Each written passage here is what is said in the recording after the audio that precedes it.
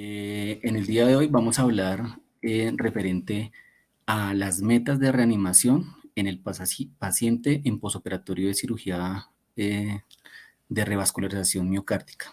Antes de hablar de cuáles son las metas que nosotros vamos a tener en este tipo de pacientes, vamos a referirnos a una serie de conceptos fisiológicos que nos van a permitir entender de una forma mejor cuáles van a ser estas metas de reanimación y cuáles son los cuidados que nosotros le vamos a brindar a nuestros pacientes. Vamos a recordar un poco algo referente a la termodinámica que nos rige la vida para comprender un poco más a fondo estos cuidados. Entonces, nosotros como organismos vivientes constantemente estamos perdiendo nuestra energía al medio. ¿Qué significa? Cada una de las células que conforman nuestro organismo tienen un metabolismo oxidativo. Eso significa que estamos consumiendo oxígeno todo el tiempo. Estamos produciendo un producto desecho, el cual se va a eliminar de nuestro organismo. Nosotros necesitamos reponer esa energía perdida. ¿Cómo la reponemos? Nosotros todas las actividades que hace cada una de nuestras células requiere energía. Nosotros somos incapaces de producir esa energía. La energía tenemos que tomarla a través de los alimentos que consumimos, carbohidratos, lípidos y proteínas, para en conjunto con el fósforo producir ATP, adenosintrifosfato. Recordemos que el adenosintrifosfato es la única fuente de energía que requiere nuestro organismo para cumplir todas sus funciones, estar en equilibrio y tener una homeostasis. Vamos a recordar un poquito de cómo se transforma el ATP, cómo se transforma. Eso sería un tema muy complejo, pero lo vamos a resumir de una forma pequeña. Bueno, nosotros recibimos los carbohidratos, lípidos y proteínas, que son los macronutrientes. Esos macronutrientes se descomponen en el intestino y luego son transportados hacia el entorno celular, en donde ocurre un proceso bioquímico de transformación denominado ciclo de Krebs. En ese ciclo de Krebs, finalmente, el resultado final va a ser la producción de moléculas de hidrógeno. Recordemos nosotros que el hidrógeno en su átomo tiene un neutrón y un electrón. Ellos son transportados hacia la cadena respiratoria a nivel mitocondrial. Entonces, las moléculas de hidrógeno van a ocurrir un proceso muy interesante. ¿Qué ocurre ahí? Por dos vías, que son la vía del FACS y del NASH, ese hidrógeno se va a unir al último miembro de la cadena respiratoria a nivel mitocondrial, que es el citocromo oxidasa. Pero ahí ocurre un proceso bien interesante. Las moléculas de hidrógeno pierden un electrón, es decir, se protonan y quedan libres. Ellas se unen al oxígeno para formar una diferencia de corriente eléctrica que produce agua. Esta fuente energética es la única que nosotros necesitamos para cumplir nuestras funciones. ¿Qué ocurre? Si ustedes se dan cuenta, en este proceso necesitamos el oxígeno. Como lo había dicho previamente, nosotros tenemos un metabolismo oxidativo. Tenemos que tomar oxígeno y eliminar CO2. ¿Qué ocurre si por alguna circunstancia no se le provee a nuestro organismo el oxígeno? Estas moléculas de hidrógeno van a quedar, no van a ser oxidadas, ellas no van a unirse para formar agua. Por lo siguiente, el paciente va a entrar en acidemia metabólica, no se va a producir ATP y el paciente va a entrar en una alteración. ¿Por qué hemos dicho tanto esto? Un paciente sometido a cirugía cardiovascular es un paciente que presentó una agresión, en este caso una agresión quirúrgica. El paciente tuvo un ayuno prolongado, el paciente tiene previamente una enfermedad cardiovascular, un infarto agudo del miocardio, que desarrolló un proceso isquémico, fue sometido a un tiempo quirúrgico. Durante la cirugía se producen unos cambios a nivel fisiológico dados por el estrés metabólico. Nosotros tenemos que garantizarle al paciente un adecuado aporte de oxígeno, un adecuado consumo de oxígeno para que él esté estable y para que él salga adelante. Entonces, ¿cómo se va a permitir eso? A través de tener un buen gasto cardíaco. Y el gasto cardíaco depende de la precarga, la poscarga y la contractilidad. Entonces, como les había dicho previamente, nosotros lo que necesitamos es mantenerle al paciente un adecuado gasto cardíaco. ¿Qué es gasto cardíaco? Gasto cardíaco lo podemos resumir como la cantidad de sangre eyectada por el ventrículo izquierdo durante un minuto. Gasto cardíaco es igual al volumen sistólico por la frecuencia cardíaca. Volumen sistólico, hacemos referencia a la cantidad de sangre eyectada por el corazón en cada latido. Y si lo multiplicamos por la frecuencia cardíaca, eso va a ser igual al gasto cardíaco.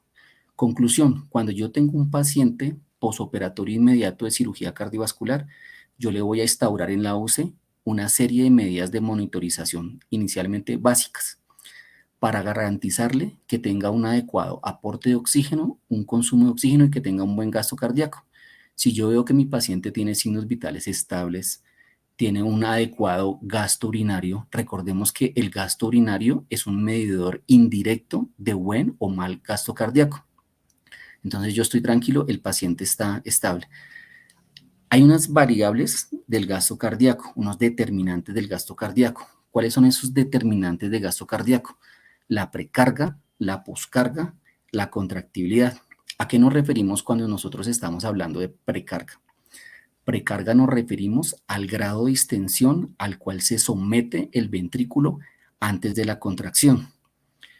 Recordemos que nos hace referencia a la ley de Starling. Si tenemos un globo que se infla lo suficientemente, la siguiente contracción va a ser mucho más efectiva y el volumen circulante efectivo también. Entonces, nosotros tenemos un paciente que fue sometido a una cirugía mayor, a una cirugía de revascularización miocárdica. Es posible que ese paciente haya tenido pérdidas hemáticas en moderada cantidad o en una cantidad abundante.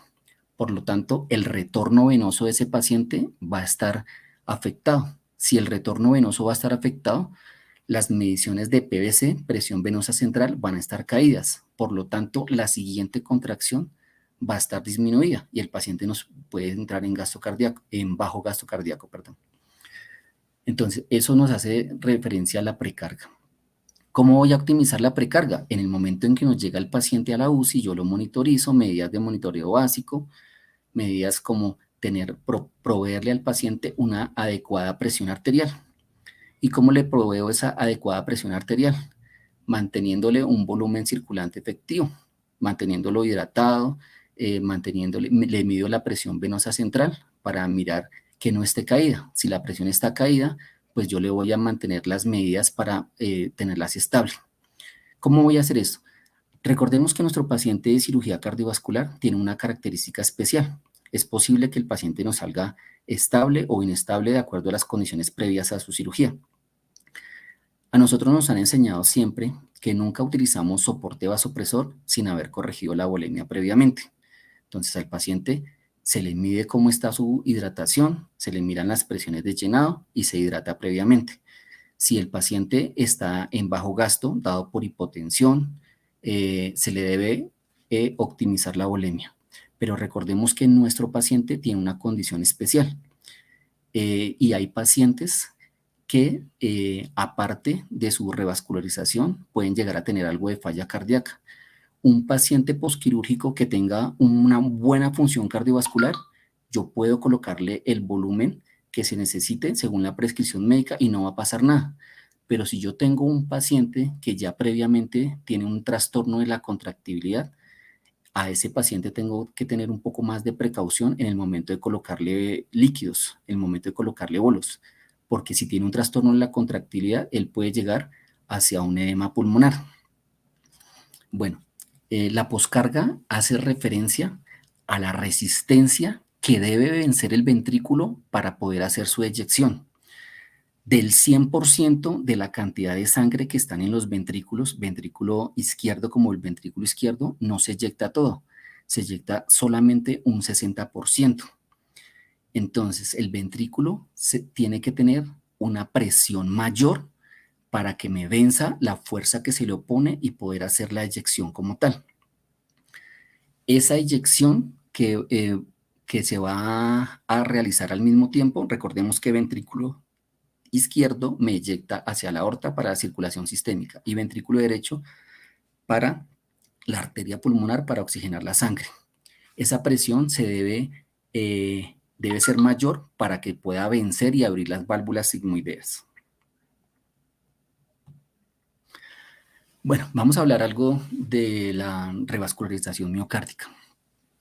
La revascularización miocárdica es un procedimiento quirúrgico que lo realiza el cirujano cardiovascular. Nosotros hemos sido testigos del gran avance que ha tenido la cirugía cardiovascular. Vamos a recordar algo, un concepto histórico. En 1948, Robert Gross hace la primera sutura de aorta.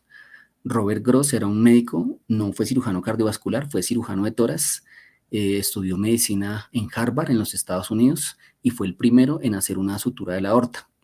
Este médico fue pionero en la cirugía cardiovascular, sobre todo pediátrica, y hizo corrección quirúrgica de un ductus en un paciente pediátrico con éxito.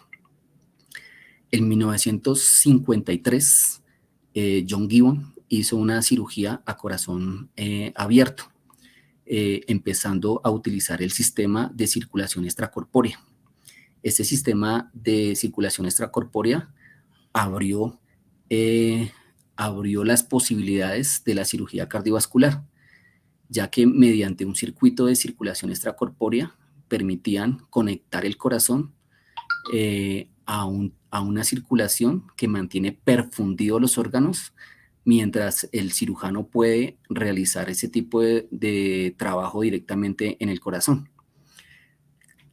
Para eso utilizan un líquido que es una solución cristaloide hipercalémica, 6.7 concentración de potasio, para tener perfundido el corazón durante el tiempo de arresto quirúrgico. En cirugía cardiovascular es muy importante el tiempo de clan de la aorta y el tiempo que el paciente dure en bomba, ya que a mayor tiempo, mayor grado de complicaciones. Para 1952, un cirujano, Junagel, él fue el primero en hacer un injerto de válvulas artificiales. Él operó a una mujer de aproximadamente de 30 años que sufrió fiebre reumática, eso fue en Estados Unidos. A consecuencia de la fiebre reumática, ella había hecho un daño valvular aórtico. Le hizo un implante artificial de válvula y de ahí pues empezaron a hacer un sinnúmero de cirugías.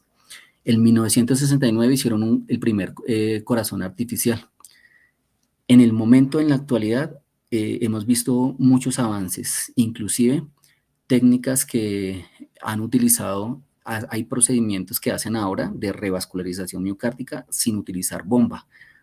Utilizan un estabilizador cardíaco y no necesitan usar ningún tipo de bomba y tienen menos complicaciones.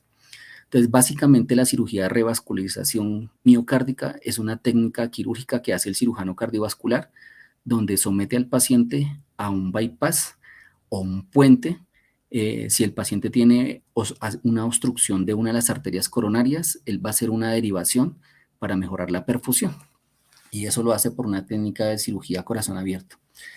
A medida que se implementaron la cirugía cardiovascular, aquí en Colombia ha sido pionera Fundación Cardioinfantil, Clínica Chayo.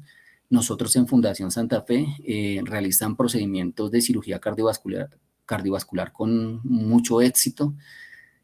Hay un protocolo donde una vez el paciente se identifica como un paciente con un síndrome coronario agudo, lo someten a una valoración por el grupo de infarto, que está incluido por cardiólogos, está incluido por nutricionista, terapeuta física, enfermera, todo para proporcionarle al paciente los cuidados que necesite para su recuperación pronta. Hay unas medidas que se empezaron a implementar a medida de que avanzó la cirugía cardiovascular. Esas medidas fueron llamadas inicialmente ERAS y medidas de RICS y medidas de Fast Track Surgery. ¿Cuáles son esas medidas? Son medidas tendientes a disminuir el estrés producido por la intervención, mejorar la recuperación, disminuir las complicaciones y disminuir la mortalidad. Bueno, los términos de Fast Track en cirugía de bypass coronario se han hecho muchos estudios. Hay un estudio controlado aleatorizado que incluyó 226 pacientes. A un grupo de pacientes se les aplicó medidas de recuperación intensificadas. Eso demostró que se disminuía el estrés postquirúrgico, que se mejoraba la recuperación y que se disminuye la mortalidad. Bueno, ¿y cuáles son esas medidas de recuperación intensificadas? Cuando a mí me llega un paciente que lo operaron, obviamente esos pacientes no se les trata solamente el posoperatorio. Desde el mismo momento en que el paciente presenta el evento coronario, enfermedad coronaria, principal causa de muerte en el mundo, al paciente le miran qué posibilidades hay. Hay posibilidad de reperfusión miocárdica percutánea, o sea, de colocarle un stent al paciente, lo hacen. Si el paciente lo llevaron a cateterismo, tiene enfermedad multivaso o imposible de reperfundir percutáneamente, le plantean la posibilidad de cirugía cardiovascular. Desde ese momento empiezan a mirar las condiciones del paciente, qué comorbilidad tiene, para determinar el riesgo que tiene el paciente. Tiene unas medidas preoperatorias que son muy importantes, como por ejemplo medidas de nefroprotección, varias medidas de las cuales no vamos a hablar. Vamos a enfocarnos ahorita en los cuidados posoperatorios. Esas medidas posoperatorias de recuperación intensificada incluyen una extubación temprana, un control de hipotermia, una movilización temprana, analgesia multimodal, incentivo respiratorio, control glicémico, evitar nefrotóxicos en las primeras 48 horas, manejo guiados por metas, profilaxis de náusea y vómito, retiro temprano de drenajes, manejo de nutrición temprana y detención temprana del delirio. Bueno, dentro de esas medidas de recuperación intensificadas, vamos a hablar del Fast Track y el Ultra Fast Track. Entonces, hay un estudio realizado por anestesiólogos especialistas en cirugía cardiovascular, un estudio retrospectivo de cohorte que tuvo una muestra de 7.989 pacientes. ¿Qué determinó ese estudio? Ese estudio determinó que los pacientes que les realizaban una intervención cardiovascular como la revascularización y que se realizaba una extubación temprana tenían menos complicaciones. De igual forma, la Fundación Cardioinfantil para el año 2000 hizo un estudio pequeño con 100 pacientes. De esos 100 pacientes empezaron a hacer una extubación temprana. ¿Cómo hacían eso? Cogieron 50 pacientes. Los 50 pacientes que presentaban las condiciones para extubar, los extubaban directamente en el quirófano. Y los otros 50 que no cumplían con los criterios, los extubaban en la unidad de cuidado intensivo. El estudio demostró que aquellos pacientes que fueron extubados de una forma temprana tuvieron menos complicaciones, tuvieron una recuperación mucho más rápida y una de las complicaciones, que era la reintubación, fue un porcentaje mínimo. Medidas de recuperación intensificada. Cuando el paciente nos llega a nosotros a la unidad de cuidado intensivo, nosotros lo monitorizamos y, como había dicho previamente, ¿qué tipo de monitoreo va a tener ese paciente? Va a requerir inicialmente un tipo de monitoreo básico, un catéter venoso central que me permita medir PVC, que me permita tomar gases venosos, una línea arterial que me muestre la tensión arterial del paciente en tiempo real, una monitorización electrocardiográfica, saturación venosa, cosas muy básicas. Es posible que a consecuencia de la cirugía, que fue una cirugía mayor, el paciente nos haga algo de hipotermia. Como dijimos previamente, el paciente fue sometido a circulación extracorpórea, donde utilizaron una solución de cardioplegia, cristaloide con alto potasio, y el paciente es posible que nos llegue con hipotermia. Estudios han demostrado que la hipotermia aumenta el riesgo que el paciente nos haga coagulopatía. Eso aumenta el número de necesidad de transfusiones de hemoderivados y por ende aumenta la mortalidad. Una de las metas en este tipo de pacientes es mantenerlo mantenerlo al paciente con una temperatura en rangos de la normalidad. ¿Qué vamos a hacer para ello? Vamos a utilizar mantas térmicas, vamos a utilizar dispositivos como el que ustedes ven en pantalla, que me permite colocarle al paciente, graduarle la temperatura. ¿Qué consideramos? Hipotermia transitoria si el paciente presenta una hipotermia menor de 36 grados de temperatura en 24 horas. Si la hipotermia persiste por más de 24 horas, se llama hipotermia persistente, aumentando el riesgo de coagulopatía. Por ende, nosotros tenemos que mantener al paciente en una temperatura normal. Otra de las medidas que hay de recuperación intensificada en revascularización es la analgesia multimodal.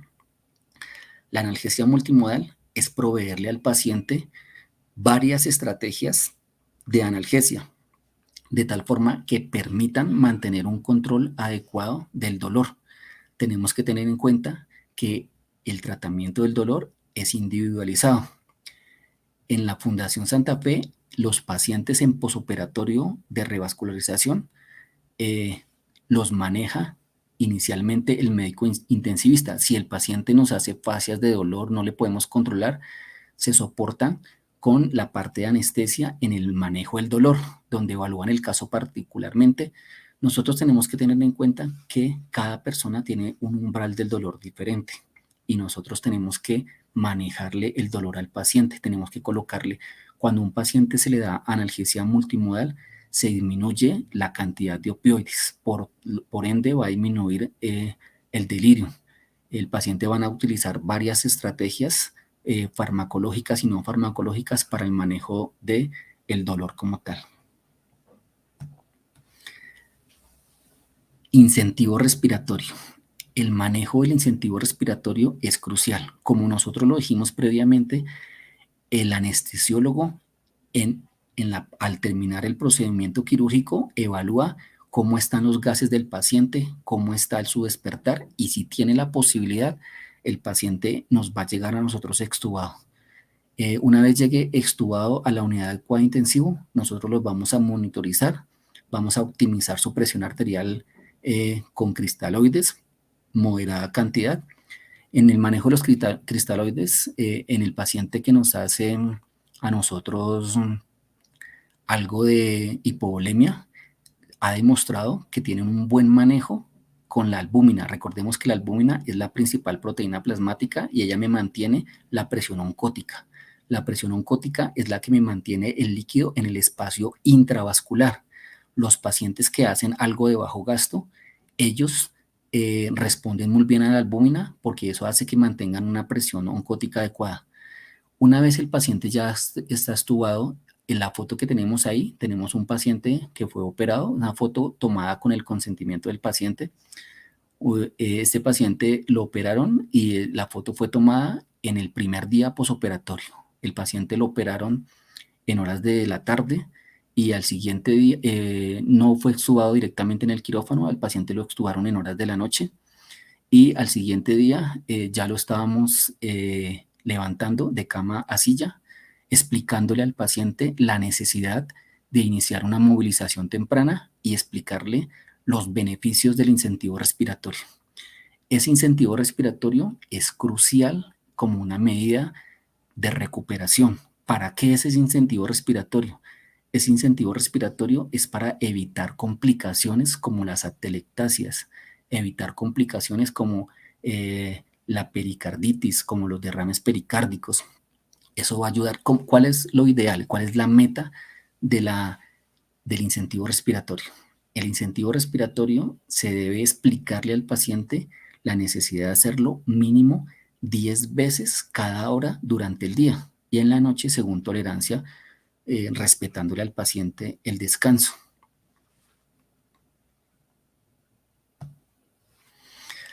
Bueno, otra meta es el control glicémico estricto. Hay varios estudios que han demostrado que el paciente en posoperatorio de revascularización miocárdica, al haber sido sometido a una cirugía mayor, en virtud a la respuesta metabólica al trauma quirúrgico, él va a tener un aumento de la gluconeogénesis, por lo tanto, va a tener unos niveles de glucosa elevados. Esos niveles de glucosa aumentan el riesgo que el paciente presente una mediastinitis. Por lo tanto, una de nuestras metas debe ser mantener la glicemia en un control estricto. En Fundación Santa Fe tenemos un protocolo que las correcciones de glicemia, así el paciente no sea diabético, como ya dije, el paciente nos va a llegar hiperglicémico, se hacen a partir de 180 miligramos sobre decilitro. Hay unos estudios que nos dicen que si el paciente mantiene hiperglicémico, él puede empezar a tomar su fuente energética de otro lado, predisponiendo la acidemia metabólica. Entonces el paciente me va a mantener una acidemia metabólica por varios factores. Yo tengo que contribuir a que esa glucometría esté en rango de la normalidad para evitarle complicaciones como tal. El retiro de los drenajes. Cuando el paciente nos llega en posoperatorio, nos va a llegar con unos drenajes, tubos de tórax, tubos de mediastino, drain de JVAC, drain de Blake. Son dispositivos que colocó el cirujano cardiovascular durante el posquirúrgico. Como ya sabemos, es para evitar las complicaciones, evitar el acúmulo de sangre en estos pacientes. Hay estudios que han determinado, estudios en pacientes postoperatorios de cirugía cardiovascular, donde determinaron qué es lo mejor y lo más indicado en estos pacientes. Un retiro temprano de estos drenajes, cuando el drenaje haya sido menor a 50 centímetros en las últimas 4 o 5 horas, o un drenaje convencional esperando 48 horas posoperatorias para hacer ese retiro. Resulta que la principal complicación que pueden presentar estos pacientes es que hagan un derrame pericárdico, que hagan un empiema tabicado, si fue un tubo de tórax como tal. Entonces, los estudios demostraron que los pacientes que se les retira tempranamente los drenajes han tenido una respuesta favorable y no han requerido nuevamente reintervenciones. ¿Cómo hacemos nosotros el retiro en Fundación Santa Fe? El retiro de los drenajes lo hacemos cuando empieza a disminuir la producción de drenaje. Nosotros habíamos dicho que cuando el paciente nos llega, estos tubos van a empezar a drenar. Nosotros hacemos un control estricto de líquidos administrados y eliminados, donde por horas nosotros vigilamos el drenaje, la producción de estos tubos. ¿Cómo lo vamos a hacer? Si nosotros tenemos un paciente en posoperatorio inmediato que en su primera hora nos drenó 150, en su segunda hora 200, ahí ya empezamos a tener complicaciones. Es posible que el paciente tenga una dehiscencia, que haya presentado algo, tenemos que comunicarnos inmediatamente con el intensivista, informarle, es posible que requiramos una comunicación temprana con el cirujano cardiovascular porque este paciente va a presentar complicaciones y es posible que toque pasarlo nuevamente a cirugía y reintervenirlo. Es por eso que es importante el control de líquidos administrados y eliminados por horario. De igual forma, ¿cómo evitamos nosotros que el paciente presente complicaciones? Con las medidas de recuperación, como habíamos dicho, incentivo respiratorio. Estos tubos a veces nos toca, entre comillas, como nos dice, estarlos ordeñando, estarlos mirando que no hayan obstrucciones, se conectan directamente a succión y estamos mirando que el paciente esté presentando un drenaje moderadamente. Hay una complicación que pueden llegar a presentar este tipo de drenajes. La complicación que puede presentarse es un taponamiento cardíaco, una pericarditis. Cuando nosotros tenemos un paciente en posoperatorio inmediato y el paciente empieza a presentar inestabilidad hemodinámica, los tubos no drenan nada, no drenan absolutamente nada. El paciente presenta una triada que se llama la triada de Beck, que es inestabilidad hemodinámica, algo de hipotensión. El paciente puede presentar un aumento de la presión venosa central, generalmente entre 12 y 15 o un poco más, un pulso paradójico. Es posible que el paciente esté presentando un taponamiento cardíaco. ¿Qué debemos hacer? Debemos avisarle inmediatamente al intensivista. El medio diagnóstico lo va a hacer por un barrido ecocardiográfico donde va a determinar qué está ocurriendo ahí. Recordemos que el pericardio es una membrana que recubre el corazón y tiene aproximadamente 50 a 60 milímetros de líquido hialino con una función netamente protectora. Si esto se llena de coágulos, la contractibilidad del miocardio se va a ver afectada. El paciente entra en inestabilidad. Una vez le diagnostiquen la pericarditis o el derrame pericárdico o en su defecto el taponamiento cardíaco, se debe pasar a cirugía para que le hagan reintervención y evitar mayor número de complicaciones. ¿Qué podemos encontrar electrocardiográficamente cuando un paciente tiene un taponamiento cardíaco o una pericarditis? Encontramos en el electrocardiograma un bajo voltaje, encontramos alternancia eléctrica. ¿Qué es alternancia eléctrica? Como ustedes pueden ver ahí en el electrocardiograma, tenemos un voltaje que es bajo y tenemos una alternancia eléctrica con unos complejos que son de bajo voltaje y mediano voltaje. Eso hace referencia a la pericarditis. Bueno, medidas de manejo del delirio. Hay una charla especial en donde hablaron de delirium como tal. Cuando el paciente nos llega a nosotros en el posoperatorio, una de nuestras funciones es estimular cognitivamente al paciente. Como una de las metas de seguridad, yo llamo al paciente por su nombre. Recuerden que el paciente fue sometido a una anestesia. El paciente viene todavía bajo efectos residuales de anestesia. Entonces yo tengo, si me llega intubado, yo tengo que hablarle claramente, llamarlo por su nombre, decirle por su nombre, mire, está usted en la unidad de cuidados intensivos, estamos aquí para colaborarle, para cuidarlo.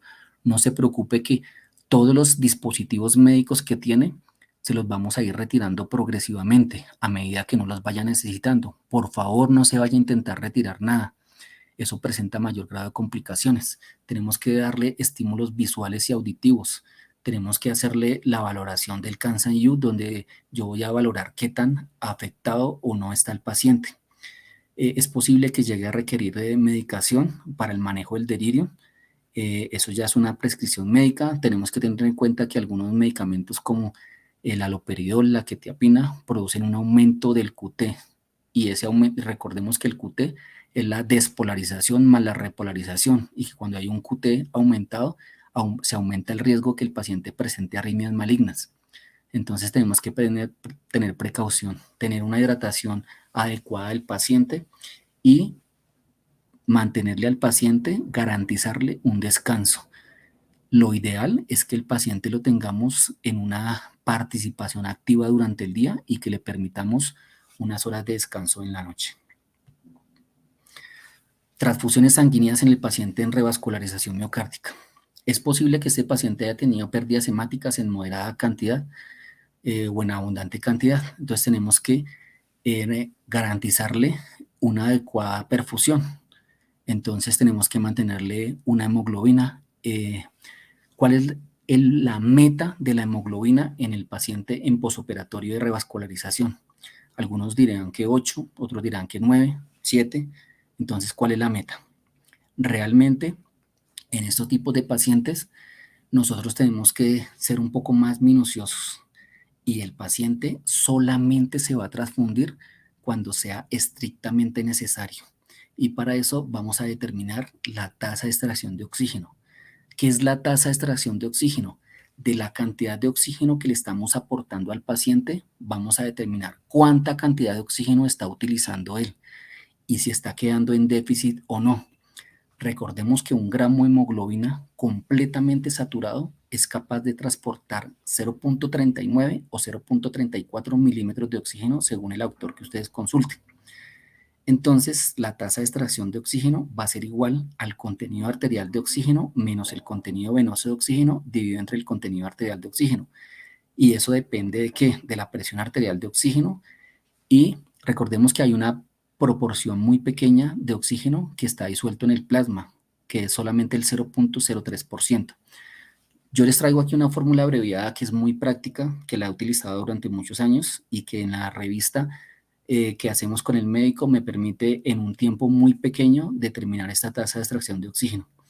Esta tasa de extracción de oxígeno es igual al dato que nosotros obtenemos en la saturación arterial de oxígeno por gases, menos el dato que obtenemos de la saturación venosa de oxígeno, dividido entre la saturación arterial de oxígeno por 100. y su rango de normalidad es entre 20 y 30%. ¿Qué significa? Si yo tengo un paciente número 1, que tiene por gases una saturación arterial de oxígeno de 94 y una venosa de 66, tiene una hemoglobina de 8, su tasa de extracción de oxígeno será 94 menos 66 dividido entre 94%, va a ser igual a 29.7%. ¿Qué significa eso? Que este paciente, a pesar de que tiene una hemoglobina de 8, tiene una tasa de extracción de oxígeno en rango de la normalidad. Por lo tanto, no está hipoperfundido. Si el paciente no está hipoperfundido, no requiere transfusión sanguínea. Obviamente, pues es una prescripción médica que la toma el intensivista en el momento en que hacemos la revista con él. Pero nosotros, que somos los enfermeros que estamos a la cabecera del paciente, que estamos pendientes todo el tiempo, podemos tomar estos datos objetivos como parte de nuestro proceso de enfermería para garantizarle al paciente una adecuada perfusión. En el caso del paciente número 2, tenemos un paciente con una saturación arterial de oxígeno 94 y una venosa 56, una hemoglobina 9. Tasa de extracción de oxígeno sería igual a 94 de saturación arterial menos 56 de saturación venosa dividido entre 94 arterial por 100, eso es igual a 40%. Significa que este paciente está hipoperfundido. Entonces nosotros tenemos que evaluar por qué se está dando esta hipoperfusión. Es posible que se esté dando por 3 variables. Es posible porque el paciente no le hemos garantizado una adecuada precarga y está hipovolémico, entonces el paciente requiere líquidos. Es posible. Para eso vamos a valorar la PVC, vamos a valorar el grado de hidratación y las constantes hemodinámicas. Ahora, si el paciente, puede ser que esta hipoperfusión sea por bomba. ¿Por qué? Porque el paciente me está entrando en bajo gasto y no tiene suficiente contractilidad. Entonces el paciente, vamos a mirarle cómo está su gasto cardíaco. El paciente tiene problemas de contractibilidad. Entonces es posible que el paciente requiera un medicamento inotrópico. ¿Cuál sería el inotrópico? Es posible que requiera dobutamina. Recordemos que la dobutamina es un excelente inotrópico, pero tiene un problema y es que aumenta la frecuencia cardíaca, por lo tanto aumenta el consumo de oxígeno. Por lo tanto, estos pacientes no lo toleran muy bien. El de elección sería el levosimendan. Pero si yo veo que el paciente tiene una buena contractibilidad, que tiene buen gasto cardíaco, que tiene buen índice cardíaco y está hipoperfundido, inferimos que es por problemas de transporte y el paciente hay que optimizarle el transporte transfundiendo. Dato importante para ello. Arritmias posoperatorias. Nosotros sabemos que el paciente presentó una enfermedad coronaria. Eso significa que ya por hecho él tiene riesgos de tener arritmias posterior al infarto y fue sometido a una cirugía cardiovascular. Una de las arritmias más comunes que nosotros encontramos es la fibrilación auricular. La fibrilación auricular es una arritmia donde el paciente, las aurículas disparan a un ritmo de 350 a 500 por minuto.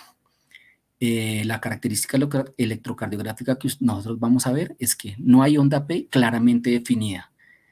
Hay unas ondas fibrilatorias que están antes del complejo QRS. Eso es a consecuencia de que las aurículas están vibrando a una frecuencia muy rápida y los espacios entre R y R están completamente diferentes, o sea, no hay una sincronía, hay una asincronía entre los espacios entre R y R. Son RSR completamente irregulares. Eso puede ser a consecuencia solamente del evento coronario que el paciente presentó, pero también puede ser problemas asociados al potasio. Recordemos que el potasio es el principal ion intracelular y que participa en la actividad eléctrica del corazón. Cuando el paciente nos llegó a la UCI, nosotros lo que primero hacemos es monitorizarlo y tomarle gases arteriovenosos y tomarle laboratorios. Ahí vamos a obtener un dato importante de electrolitos. La meta del potasio es mantenerlo en un rango de la normalidad, entre 4 y 4.5. Recordemos que nuestro paciente tuvo un ayuno de más de 8 horas, tuvo pérdidas hemáticas, tuvo varias circunstancias que pueden hacer que el paciente pierda potasio. Eso puede llegar a generar una arritmia. Algunos de los pacientes que tienen arritmias persistentes, al mismo tiempo que que le hacen la revascularización miocárdica, le hacen revascularización miocárdica más un MACE. ¿Qué es el MACE? Es una intervención quirúrgica que les hace el cirujano cardiovascular en las aurículas para tratar definitivamente la fibrilación auricular, y es una técnica donde con el electrobisturí el médico hace una técnica de laberinto en las aurículas para que resincronizar nuevamente el ritmo sinusal. El tejido que él coloca su electrobisturí, entonces no transmite la corriente eléctrica de una forma adecuada. Al no transmitirla, se corta el proceso de macro reentrada, que es el que me está produciendo la fibrilación auricular. Eso para tenerlo en cuenta. Hipocalemia. Es posible que el paciente nos haga una arritmia a consecuencia de una hipocalemia. En el visoscopio, si el paciente tiene un potasio ligeramente bajo, recordemos que el valor del potasio es de 3.5 a 5. Si el paciente tiene un potasio ligeramente bajo, pues no vamos a tener ningún cambio. Si tiene una hipocalemia moderada, vamos a ver por visoscopio una onda T plana. Si la hipocalemia persiste, se va a producir algo de infranivel del segmento ST. Pero si persiste aún más, se van a presentar alteraciones, aumento en el complejo QRS que pueden llevar al paciente a una arritmia maligna. Es posible que el paciente presente una hipercalemia también.